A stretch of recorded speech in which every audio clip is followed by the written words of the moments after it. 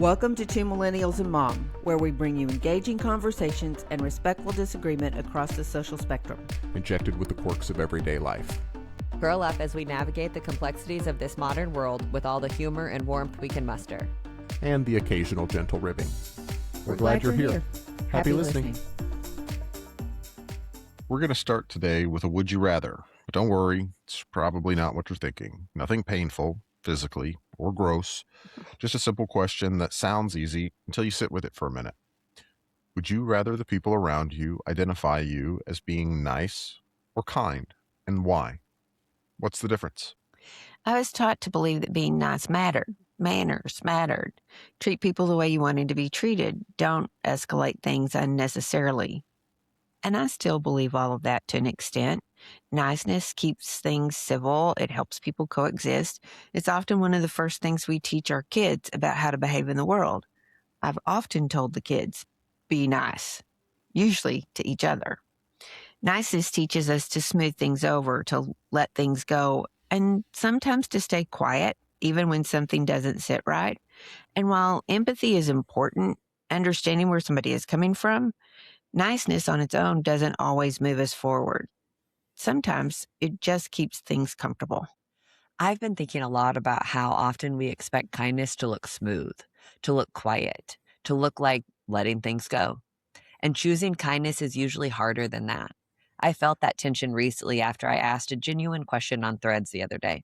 Nothing provocative, just sheer curiosity. And I realized pretty quickly that I had a choice. I could stay silent and be seen as nice, or I could decide what kind of behavior I was willing to tolerate and how I wanted to respond.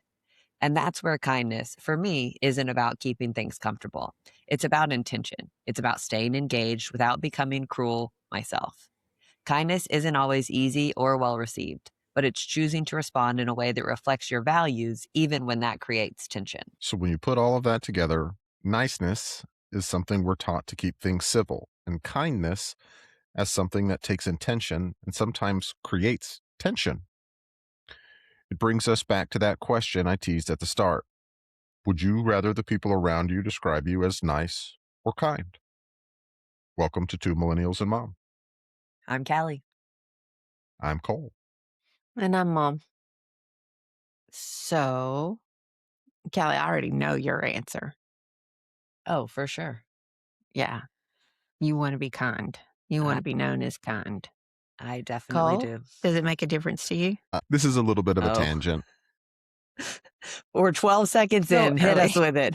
Yeah. So I had a conversation with a friend of mine earlier this week, and I said, I was thinking about this today, and I learned something from you. It's good to be likable, for the people around you to like you, but it's great to have haters, because that lets you know you're doing something right. And so here's the thing. You can be nice and kind at the same time. Those two aren't necessarily mutually exclusive. Like they don't have to go to it together. I do things not because my intention is to be seen as nice or kind, but I hope that the actions that I take are perceived as being kind. That's how I would prefer to be perceived, but I don't take those actions because that's how I want to be seen. I take those actions because I think that's what's right. I agree with that. I mean, my answer kind of was I want to be both, but I definitely want to be perceived as being kind because I think that's deeper, It's than more meaningful. more meaningful. So I think that we should take a second and kind of define them, because I do think that oftentimes they kind of get confused, used as synonyms, and I don't really think that they are. I think that they can be from time to time, but I think generally they're different things that kind of run parallel in some ways. So I wanted to define them really quick. Now, if I say something that you guys don't agree with, feel free to chime in. But I think we can all kind of get on board. Oh, hush.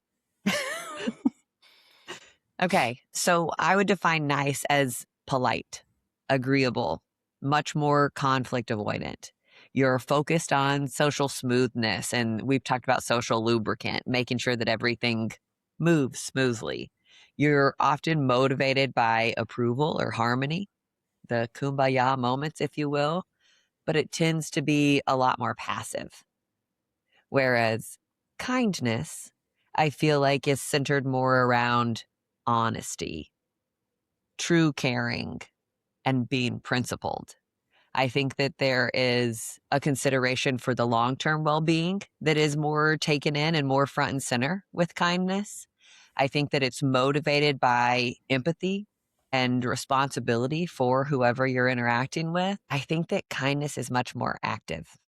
Kindness requires more effort, and sometimes that effort is uncomfortable. I don't think of kindness like that. I mean, I think of the empathy part of it, and I do agree that it's often more active. I think it's harder to be kind than it is to be nice, but looking at the boundaries is a new idea for kindness to me. Let me hit you with a theoretical, an example here that I think kind of illustrates the difference. Let's say you had a relative who was struggling with addiction and they were living with you, and you can quite clearly see that they are struggling with addiction. And you go to them and you say one of two things: you do whatever's good for you. I'm here if you need me. My door is always open. That's nice, That's nice. but it doesn't necessarily help them. Right. Or you say, if you're going to do this thing, you can't stay here with me. I will help you through this, but I'm going to set these boundaries because I know that if you continue to do this thing, it's going to be harmful to both of us. Yeah. So if you're going to continue this, you can't stay here. That's not very nice. I get that. And that but it's makes kind. complete sense. Just hasn't been in my definition previously.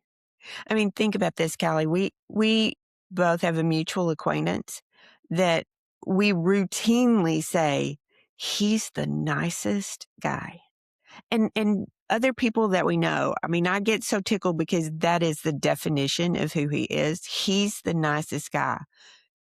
And if I stop there and think, is that a good definition?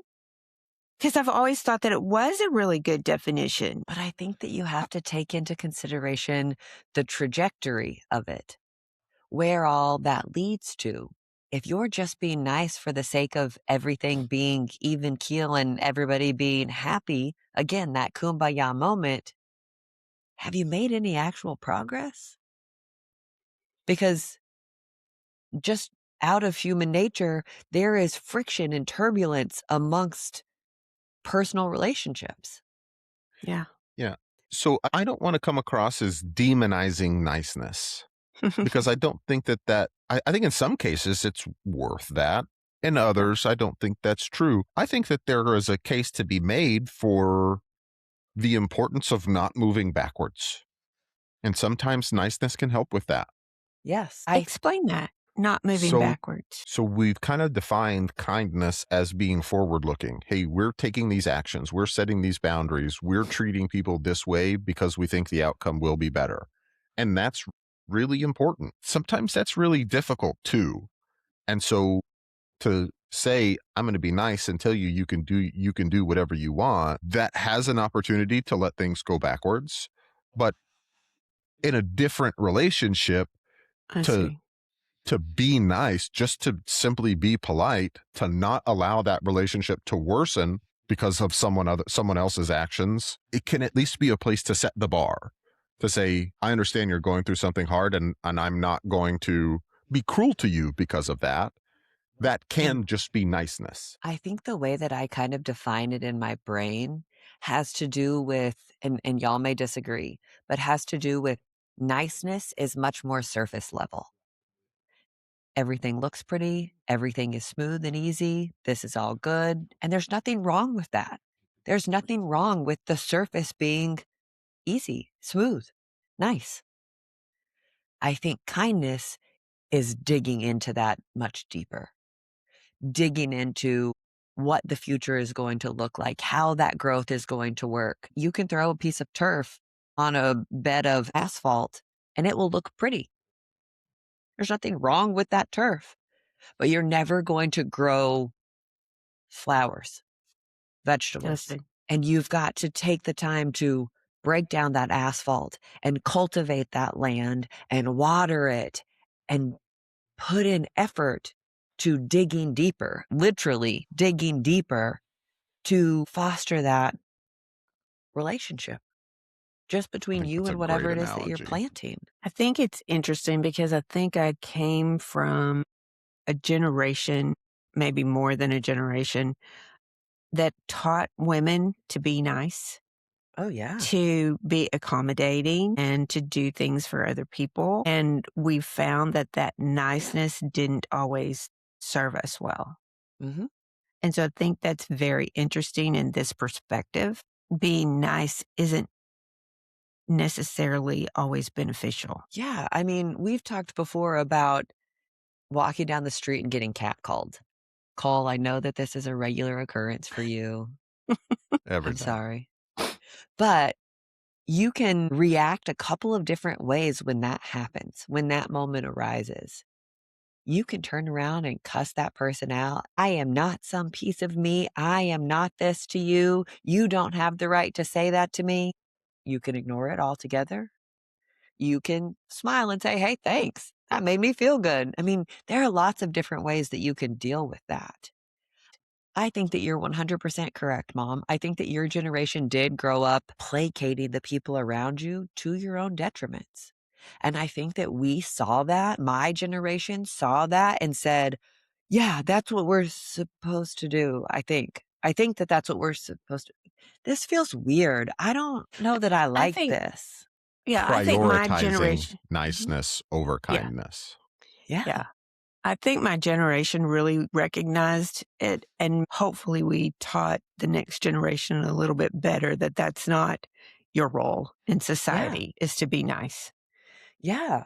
I think that that's absolutely true. And I think that because those two words run so parallel in many different ways, it's really easy to confuse them in everyday speech. Kids, be nice. That's good. That's a valuable thing for them to hear and know and be. But I think that your generation also showed my generation that it's okay to dig deeper too. That Good. it's beneficial to dig deeper and go beyond just being nice. I think, again, nice is the surface level, and you can be nice and be kind by digging deeper as well.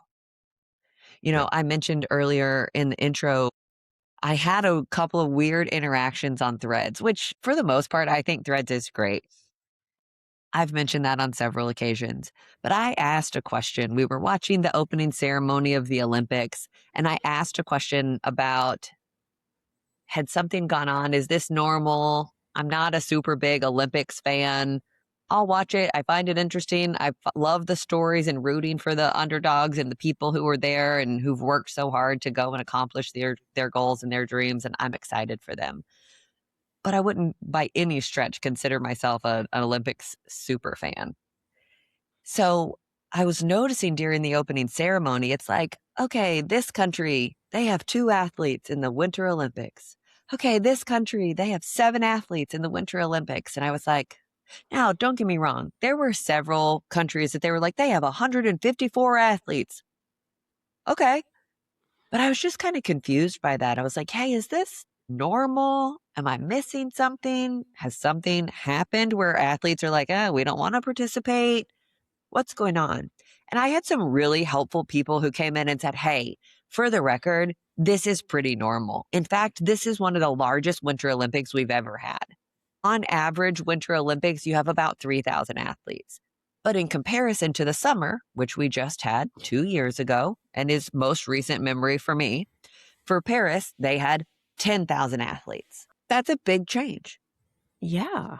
Nothing wrong. And there were other people who weighed in saying, hey, you know, a lot of countries don't have winter weather. They don't have an opportunity to practice these things. I mean, the story about the Jamaican bobsled team is so unique and so interesting because there's no snow in Jamaica, but they were very successful at that. And so I had asked this question and got some really great answers. I also got some real jerks. Parents, mute for a second. Mom, close your ears. Kids, plug your ears. I literally had somebody who said, "Did you have a fucking lobotomy?" And what's the purpose of that? And that's my question. What's the purpose of that? You're not helpful. That's not productive. That's not moving anything forward. That's not teaching me anything. And I had a choice to make. Oh. I could block them and move on. I could respond and be like, actually, yes, I did. I did have a lobotomy. I'm so glad you noticed. I hope it's working out well. But neither of those are the choices that I took. I responded to enforce my boundaries. It's the internet, y'all. I'm allowed to ask questions. And just because you may or may not know the answer, whether they knew the answer, I have no idea because I was only accused of having had a lobotomy. But I'm allowed to ask questions on the internet. And so I responded, for lack of a better term, in kind. I'm so sorry that my curiosity threatened your superiority, because that's a boundary for me. You don't get to just sit here and be an asshole for the sake of being an asshole. I'm a really kind, nice person. I love encouraging people and cheering people on, strangers on the internet, on threads. That's one of my favorite pastimes. I love to do that. And there are certainly questions that I'm like, I don't know the answer to that. Oh, that's a stupid question. I'm not going to answer it. And I just scroll right by. And so for somebody to take time out of their day and ask me such a ridiculous question in response to my curiosity didn't sit well with me. And I also wasn't willing to let it just sit there out in the internet and be like, oh, well, this is acceptable, because it wasn't. For the record, their thread has now been removed. And See for ya, the record, you sucker. had people that came to your defense. Yeah. Hey, that was really an unhelpful answer. Maybe you should be less petty. Yeah. That's the kindness. Yeah. Because they didn't have to. No, They they didn't have took to the defend time you. to dig a little bit deeper. They didn't know me, but they took the time to dig a little bit deeper and say, hey, let me give you some facts. Let me support you. And this is not a stupid question. That's what the internet is great at in lots of ways. Look, here's the thing. Even if it is a stupid question, if you're saying, I don't know the answer to this, okay, here's the answer. I got some That's all you great have to do. answers. Yeah. I just have to wonder what generates that kind of response. I mean, it's like I told y'all earlier. My first response to that is, oh my gosh, did your parents not teach you to Manners? behave better than that? Obviously Which not. Which is very quickly followed on, well, maybe you didn't have a mom to teach you that. And I'm so sorry about that. And I'm sad about that. But again, it's still on you. Even if you didn't have somebody to teach you that at a younger age, you're responsible for that now. So Ignorance is where not does an that come from? excuse. No. What is the benefit of being that aggressive and unkind? Short-term dopamine hit. I mean, like, that's the part where I kind of start twitching. I'm like, did you type that in your phone and be like, oh yeah, that'll show her. I feel better now. Exactly. That's exactly what happened. Blows my mind. You really think? Yes. Well, They get an immediate kick of some chemical in their brain because they have now expressed their own personal superiority. They've And- belittled somebody else. And it gives Why them why do bullies in school beat up kids smaller than them? because somebody did it to them. And I'm just not just- willing to accept that as normal, as reasonable. And so I didn't come back and call them an asshole. I didn't come back and belittle them right back. But I also didn't excuse that behavior because, Cole, I think you're right. Bullies, what is the saying? Hurt people hurt people. And while I'm sorry that is where they are in their life, You don't get to hurt me just because it's easier for you. And I think that I that's agree. where we can go through this whole part about kindness is often harder. That's digging in. That's doing the work. And kindness isn't always nice. Agreed. And I wasn't empirically nice. And I'm okay with that. And I don't feel bad. And I didn't get this big dopamine hit to hit them back. But at the same time, I do not tolerate that kind of behavior. Hopefully, doubtfully, but hopefully it could lead to change. I mean, on a percentage scale, I'm going Throw to some probably math at give it. you Go. single digits, but sure, possible that that a black hole opens up and an asteroid comes out of it and smokes the Earth this afternoon.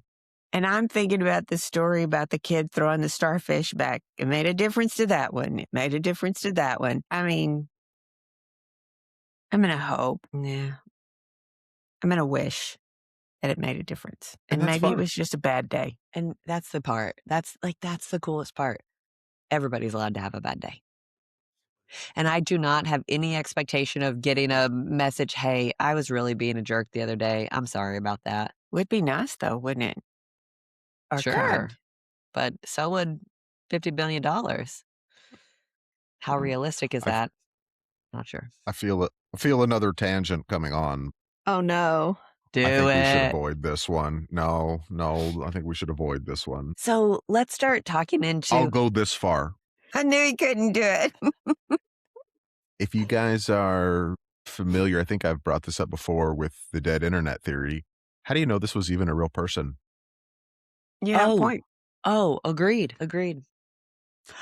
Well, that's a really interesting thing, though, because if it was a bot and you challenge it, does it change the bot's trajectory? If the bot is programmed to respond to questions on threads with, what did you get, a fucking lobotomy? And you just go and look at its history and it's just that comment 10,000 times, I'm going to guess probably not. Dang it. This bot, if it is not intelligent. It is programmed to find posts on a website and respond to them with the sole purpose of Inciting generating chaos. not even chaos, but emotion, There you to go. instill anger, to drive interaction. Drive interaction. What a world we live in. Yeah. Anyways, tangent over. Back to being nice and kind. So I wanted to talk about kind of why society rewards niceness, but tends to need kindness. And I'm going to go back to my flower in the sidewalk analogy here. I think that just putting a blanket on everything is nice. Everything looks pretty on the outside, doesn't make it real on the inside, right? And humans in general are wired to avoid any kind of social rejection. Niceness lowers that immediate interpersonal risk, whereas kindness introduces some uncertainty and even some conflict to start that heavy lifting of doing the work, of digging in. And I think that it's just so interesting once you really start thinking about, I mean, I have always said, I have a couple of things that I want to do with my life. I want to be financially secure. I want to be happy. I want to add value. And I want to be kind. Niceness is sometimes a part of that, but it isn't one of the 4 pillars of how I live my life. And I think that going back to Mom, what you were saying earlier, I think that having seen how that niceness impacted your generation was really helpful and constructive for me to say, hey, that's not always the best answer. Hey, that's not always the right answer. And while I hate that you had to be part of the experience of figuring that out, I appreciate the work that your generation did to show us that there's more out there for us. It's still going on. Absolutely. There's still a lot more work to be done.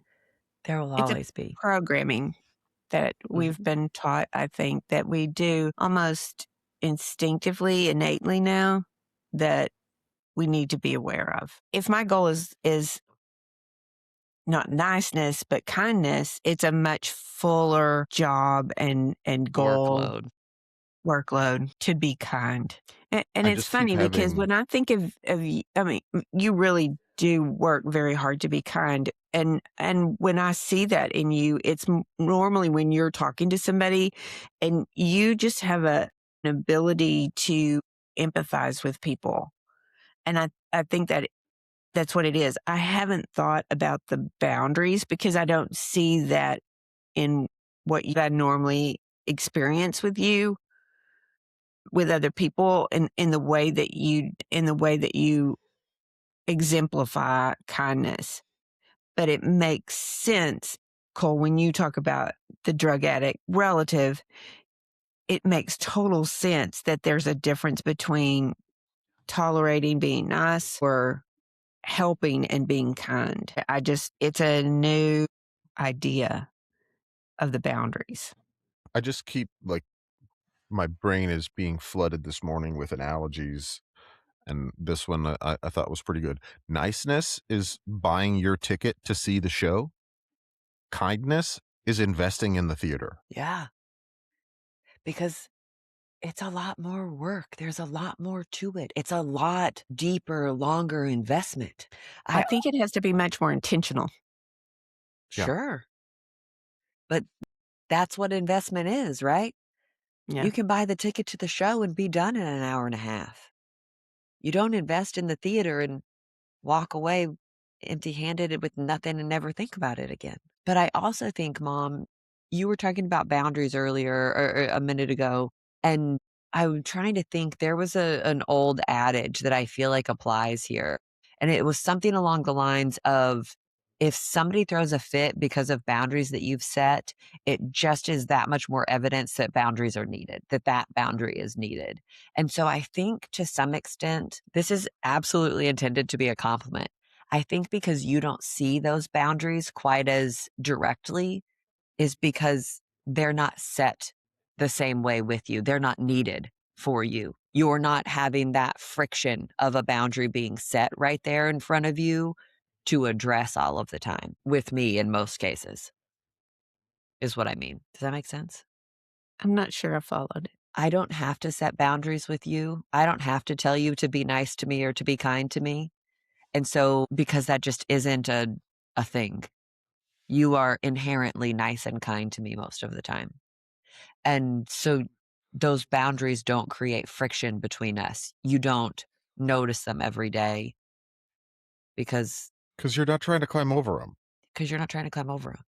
Yeah. Yeah, that's a great way of putting it. Thank you. I'll take the compliment. It's certainly intended to be one. Okay.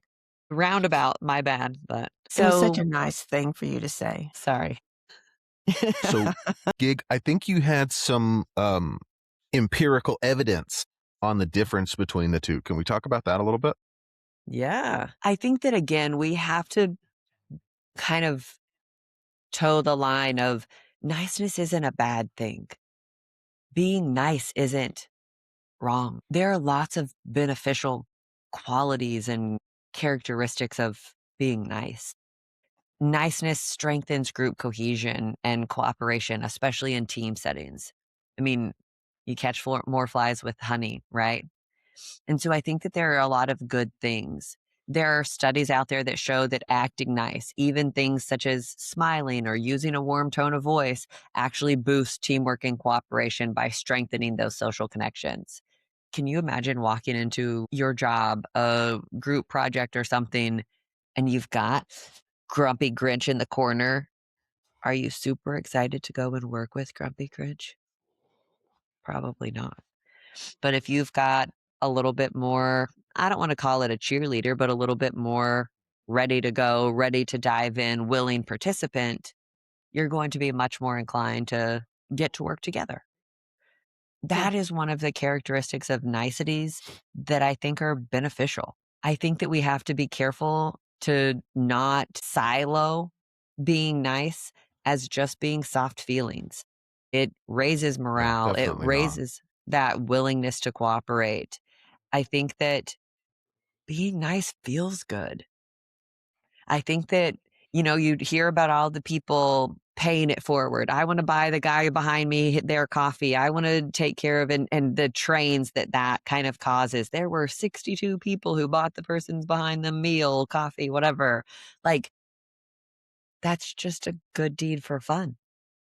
And But outside of wait, that, that's not kindness. what's digging deeper about it? I think it could be kindness because especially if it starts a trend of 62 people behind you, if it just encourages people to make a step forward, that I think that is kindness.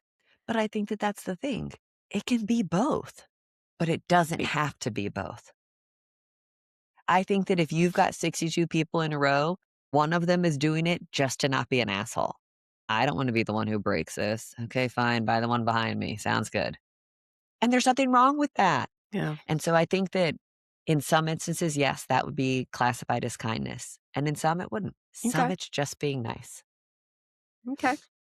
I think that people are really good at distinguishing kindness and compassion in how they respond to other people's suffering. You talk about empathy. Compassion acts aim to directly reduce that suffering. I want to take some of this away from you. I want to make you feel better. I want to distract you from only sitting here in your sorrow, frustration, whatever it may be. Whereas kindness is more intended to help foster your well-being and bring about your flourishing in those moments. I tend to be, somebody will say, my dog just died, and I don't always know what to say. I have been on the other side of that. I've been on the receiving end of that. And, oh, I'm so sorry is a nice thing to say, but it doesn't do anything. It doesn't change anything. It doesn't fix anything. And so I tend to be that person who I just want to sit there and be with you. I don't have anything good to say. And I'm not trying to distract you, but I can be here.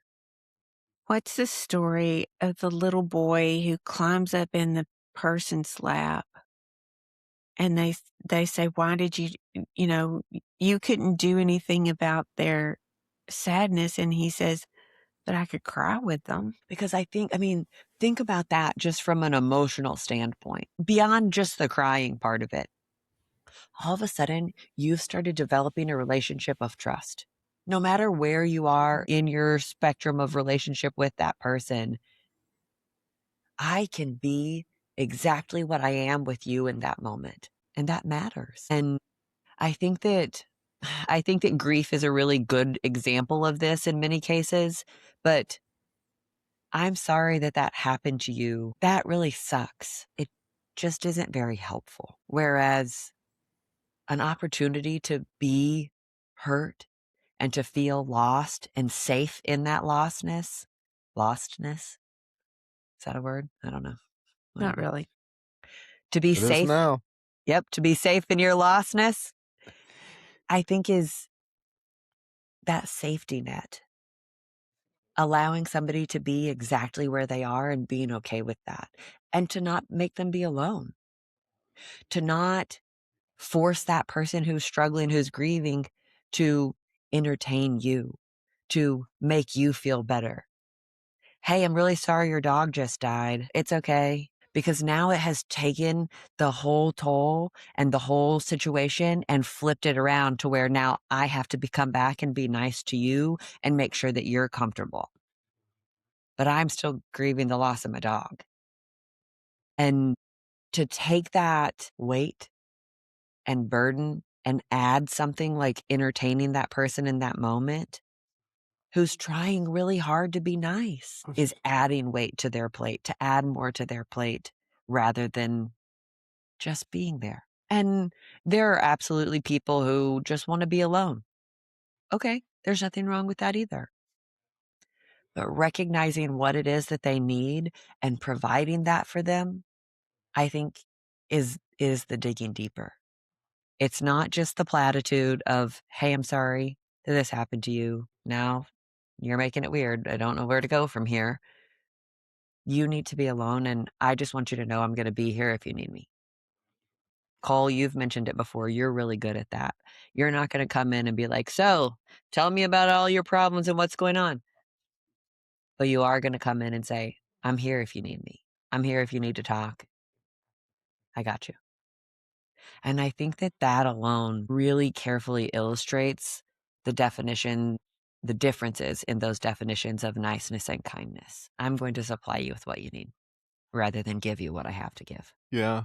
Uh, in this specific context, I think that's kind of a two-way street because I don't know what you need. So, like, I need you to help me if that's what you're looking for from me. And if it's just somebody to sit there and listen, that's fine. If you need more, you have to tell me what that more is. Yeah. Yeah. My favorite is when somebody's angry. I don't want you to yell at me. I didn't do this. This has nothing to do with me. But I'll be the first person to say, if you need somebody to yell at, let me know. Because now I know you've set the stage. I know that you just need to be angry and you need to be heard. You don't need anything else from me. You don't need me to come in to fix it. You don't need me to point you in the right direction. You just need to be angry for a minute.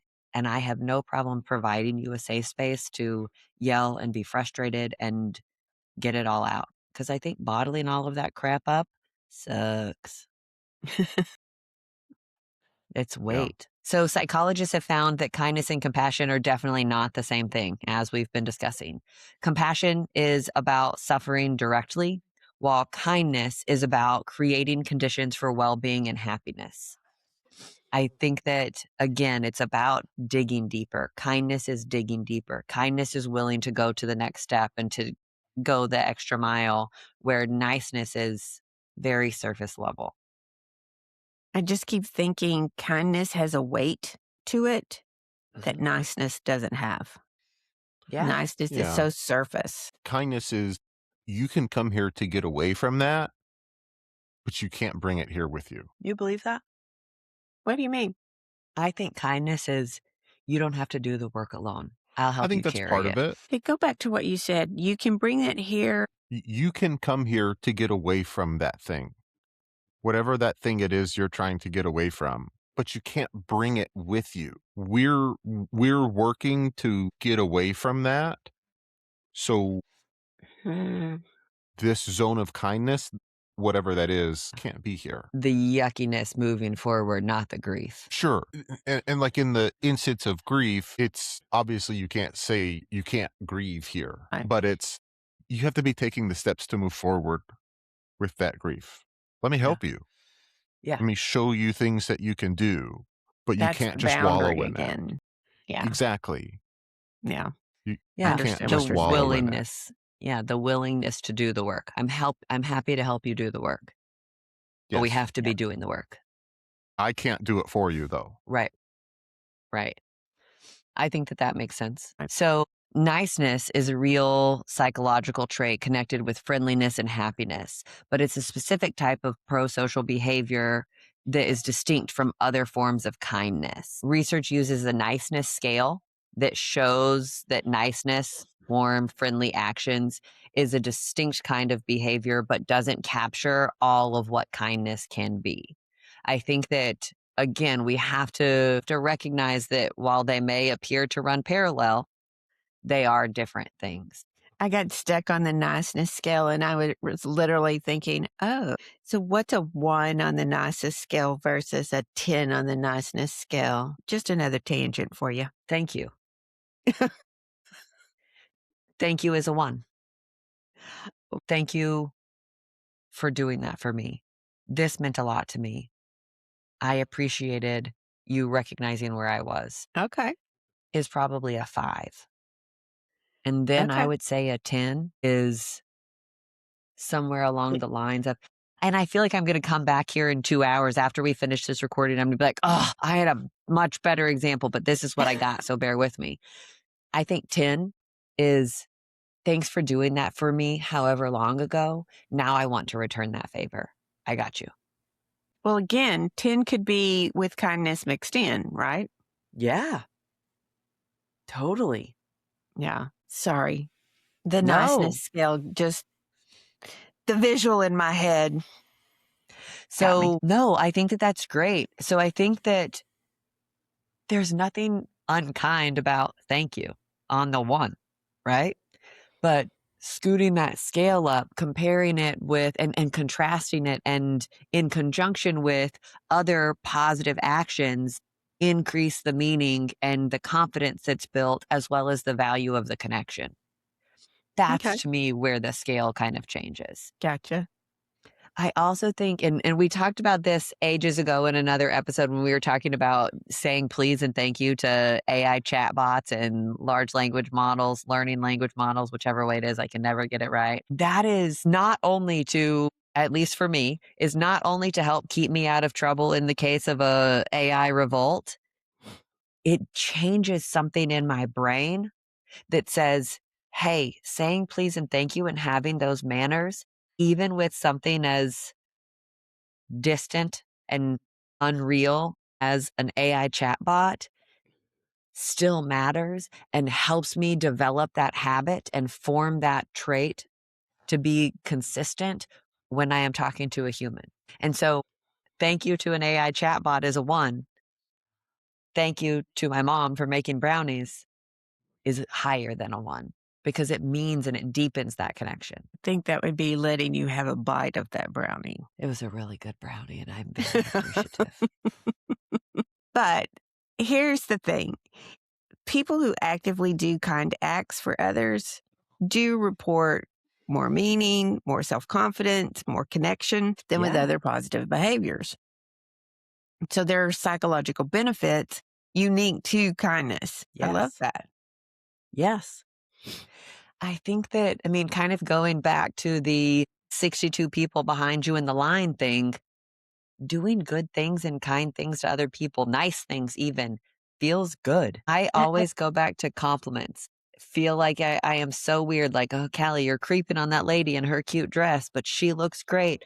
But am never, ever, ever sitting there going, somebody just complimented my dress. What a creep. Yeah. It feels good. It feels good to compliment somebody, but it also feels good to be the recipient of that compliment. And I have to remind myself that I'm not a creeper and that at least I hope they don't think I am. I don't know. Sometimes Probably maybe. not. Oh, hush. Nobody asked you. And if I have to start complimenting your dresses, we're going to have a few other talks. Yeah. Not judging, Some more boundaries. but I think that I you would do look think it's better in interesting, one. though. tea length. You've noted here that kindness doesn't just make other people feel good, that it makes you feel more competent and connected. Yeah, And there's a real win to that. absolutely. Well, Because it again, you're means invested. something. Yes. You're Yeah. putting work into it. Yeah. And going back to my compliment scenario, even something as simple as that, to see somebody out there who looks nice, who is nice, who's doing whatever it is that you're complimenting them on that you don't know, a stranger, takes a little bit of courage. Hey, I am going to put myself out there for the benefit of them so that they feel good. That takes a little bit of work. I am, again, a broken record. This is muscle memory. You get better at it. It gets easier the more you practice it and the more you do it. But working out, especially reasonable, and is a good thing. Your body benefits from that. Your brain benefits from that. Here's a quote you put in that says, experts say niceness is about how you look to others, while kindness is about what you're generally trying to do for someone else. That's nice. It's the depth. It's the depth. I Yeah, love you that. were talking about this earlier, and I brought it up when we were talking last night. But I just thought it was really interesting. It came across my feed a couple of weeks ago when you were kind of starting to talk about prepping for this episode, and it's just like a Twitter thread, and this guy goes, when I describe East Coast versus West Coast culture to my friends, I often say the East Coast is kind but not nice. The West Coast is nice but not kind. And East Coasters immediately get it, and West Coasters get mad. And I think I think that there is maybe stigma is the right word for people from the West Coast being superficial. They're nice on the outside because that's how they're supposed to to look. It looks good. And yeah, because it looks good, and that's what's important. Whereas it's different for people on the East Coast. Like the outward appearance is less important. They may be kind of brusque is the term that I'm looking for, gruff on the outside, but like one of the top responses was stand at a flight of stairs in the New York subway with a stroller. Someone will grab the other end, help you carry the stroller, and then walk away without saying a word. That's kindness. They're not being nice. They're not saying nice stroller. They're not saying, oh, look at this cute baby. They just know that, hey, this has to be done. So we're going to do it. I'll help. But they're taking That's a that great extra example. step of digging in just a little bit deeper. They could continue down the stairs without saying a word and without recognizing it at all. But they don't. I would appreciate it if somebody helped me, so I'll help them. Let's do it. Let's knock it out real quick. And it's And not then like it I don't ends need a there. thank you. I don't need a reward. That's not what Yeah. it's for. It's because if you're stuck here, you're going to be in everyone's way. But again, you're not only looking out, like as the helper in that instance, you're not only looking out for yourself and trying to make yourself feel good. I did a good deed and helped that mom with her stroller. You're looking out for everybody else who's getting ready to come down those stairs. Let's get them out of the way so that it's all clear. Nobody else has to worry about it. And like, you don't do it because it makes you feel good. You do it because that's what needs to be done. Yeah. Utilitarian. Yeah. Yeah. But the coolest part Does it make you is feel good?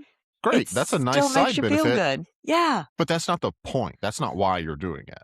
Right. I mean, outside of falling down the stairs in that instance or tripping over some toy that fell out of the stroller, like there's nothing harmful to you in this instance. Yeah. Unless they think you're trying to kidnap their baby and grab the stroller and whack you with it. That would be harmful, but hopefully that doesn't happen and they just appreciate the gesture. I mean, surely you can say, let me help you. And that's a sign. I mean, here's the thing. We're humans. We don't need words to communicate. You just say, like, you just can look at them and nod and extend your hand and they'll say, oh, yes, thank you. Yeah. Yeah. So I've got another deal here. It says kindness doesn't always look nice because it's driven by deeper intention, not surface harmony. And I'm going to go back to a little bit of a DIY analogy here. If you are redoing your kitchen, it is going to look worse before it gets better. You have got to dig through taking down the backsplash and pulling out the cabinets and doing all of this. And the first coat of paint is never going to be perfect and pristine. It is going to look worse before it gets better. Kindness is doing the work to get to the better. So Fascinating. Like I said, I think this is fascinating to me because I just never put the boundaries on that definition. And so it's really good for me to be able to expand that definition and that understanding. And I think it's also beneficial to say it's okay to be nice sometimes, but it's not mandatory. You don't just do it to keep the peace. There are other benefits that you can accomplish. So I think it was entertaining, all from a thread, well, the lobotomy thread. and there's more to life than just being nice. You can go deeper than that. That's really important. Am I being nice because I want to present myself as nice, or am I being nice because I want better for the people that are around me? Yeah. Because it actually means something. It's a fun topic. So this is a little twist. This is our weird thought. And I read this story and I had a lot of questions. So I'm going to get y'all's take on this. Alabama used nitrogen hypoxia to carry out a death penalty on a man who had been on death row for 26 years. The interesting part to me was that the person that he had murdered, their son, who was 11 at the time, was against it and tried everything possible to prevent this from happening. And the execution from happening. And the state really didn't give him any credence whatsoever. There were a lot of fascinating things about this. Number one, this kid was 11 years old when I believe it was his mom was murdered. And he grew up on his own. At 15, he was paying his own bills. The change to his life and what occurred after that and the hardship that he endured as a kid. And yet he came to this and said, this is too much. This is not the right thing to happen. I don't want this to happen. And the other side of that was he really wanted to meet with this person who had murdered his family member, and prison rules denied that he could do that. It was a rule that he could not meet with the inmate that close to the execution. And I was just like, why? I mean, what's the benefit of not allowing somebody affected by that to not have any interaction? I just was dumbfounded that there's actually a law that prevented him from meeting with this person. Well, and the other thing that I think is really important here, if I remember correctly, we're not sitting here talking about some case that happened in 1984.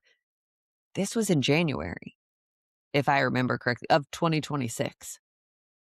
The asphyxiation was. The execution, yes. The execution was. And so I think that that's just, to me, further proof that we as a society have some serious work to do. I'm not trying to get into the capital punishment of it all, but if you've got somebody who is now 26 years away from a crime and wants to go speak to somebody who committed a crime against them, there's nothing more that they can take out of it. They can't harshen their sentence. I mean, it's like, why would you deny them that opportunity? Yeah. I felt so bad for this kid who is now an adult, and the lack of kindness from the Compassion. state and compassion from the state to let him have some closure and to let him address what he felt like needed to be addressed. I was appalled and shocked, and like I said, I had lots of questions about this one. And the governor of Alabama came out with a very hard-line stance. We are doing this execution to defer future murders, to prevent the murderer from ever killing again, and to express society's outrage at such a terrible crime. And it just, to me, screams, this is our show of force. Yes. This is us showing that we're tough. Yes. And I sat there going, but is it? Does that really show how tough you are, or does that show how kind of ignorant you are, short-sighted Does you it might really be? prevent anything? Yeah. And again, I'm not talking about the capital murderer's sentence. I'm really talking about, where is the compassion for this victim? Yeah. Because that's what seemed to be missing for me. Yeah. Who are you punishing this person for? Yeah. Yeah. And then you get the nitrogen hypoxia in it. The whole thing is weird. The whole thing was weird. It was the strangest story.